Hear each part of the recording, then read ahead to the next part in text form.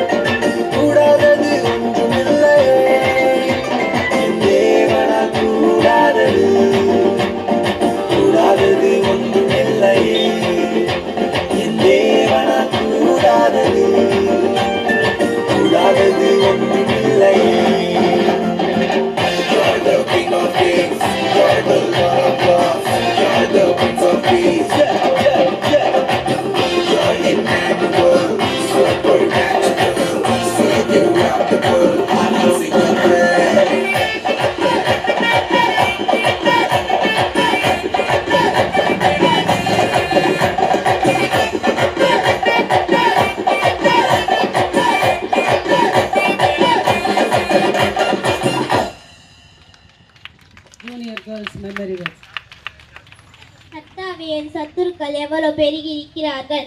எனக்கு விரோதமாய் எழும்பி இருக்கிறவர்கள் அநேகர். தேவனிடத்தில் அவனுக்கு ரட்சிப்பில்லை என்று ஆத்மாவை சொல்லுகிறவர்கள் அநேகராய் இருக்கிறார்கள். ஆனாலும் கர்த்தாவே, நீர் என் கேடகமும் என் மகிமையும் என் தலையை உயர்த்துகிறமாய் இருக்கிறீர். நான் கர்த்தரை சத்தமிட்டு கூப்பிட்டேன். கர்த்தர் பரிசுத்த பர்வத்தில் இருந்து செவி கொடுத்தார். நான் படுத்து நித்திரை செய்தேன், விழித்து கொண்டேன். கர்த்தர் என்னை தாங்குகிறார். எனக்கு விரோதமாய் சுற்றி படை எடுத்து வருகிற 10,000 பேருக்கும் நான் பயப்படுகிறேன். கர்த்தாவே எழுந்தருளும், என் தேவனே என்னை ரட்சியும். நீர் என் பகையினர் எல்லாரையும் தாடையிலே அடித்து துன்மாக்களுடைய கற்களை தகர்த்து போட்டி.